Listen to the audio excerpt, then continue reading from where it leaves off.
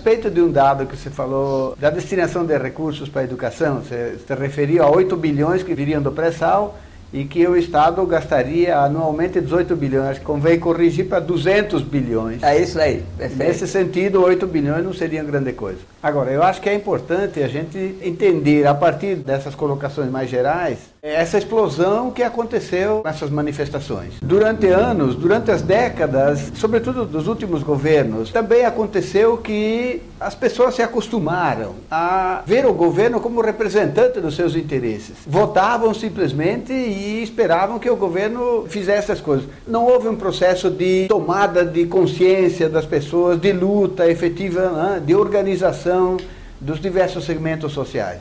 E neste momento da explosão, obviamente, as coisas vêm de maneira muito espontânea.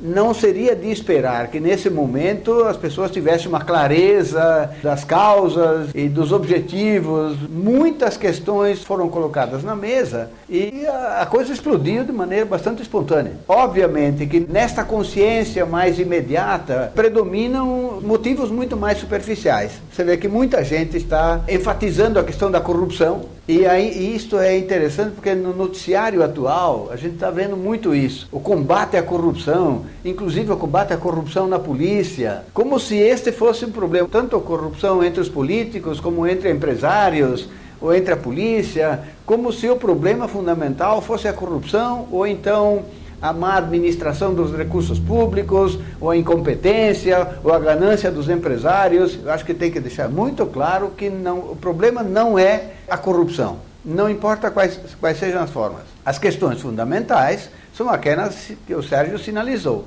São os problemas econômicos de fundo, transformações profundas que o governo não pode fazer para atender. Isto tem a ver com a crise estrutural do capital. Perfeito. Quer dizer, eu acho que esse ponto que você levantou é importante, essa questão que envolve a corrupção, porque, veja, a corrupção é algo inerente ao Estado. Se a gente pegar esse furor, né, moralista contra a corrupção, veja, eu não tenho nada a favor da corrupção, não é isso, mas esse furor moralista, veja, isso aí, se você pegar a queda do Império Romano, já tem os caras dizendo lá contra a corrupção, o Aristóteles falava contra a corrupção na Grécia. O Estado, ele é essencialmente corrupto. Se você tem uma sociedade... E a corrupção aqui no Brasil chegou com Cabral já. Chegou com Cabral, claro. Chegou o Estado, chegou a corrupção. Dos índios não tinha. A questão decisiva não é a gente colocar um outro governo ou um outro político que vai ser menos corrupto, que vai ser corrupto da mesma forma.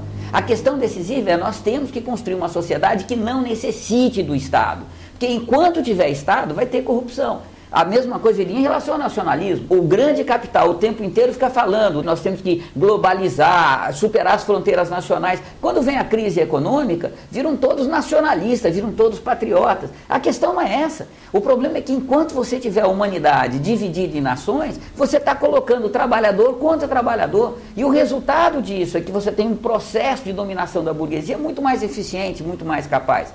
A questão decisiva não é nem a questão do nacionalismo, eu diria, nem da corrupção. A questão fundamental é a questão do Estado. Essa é a grande questão.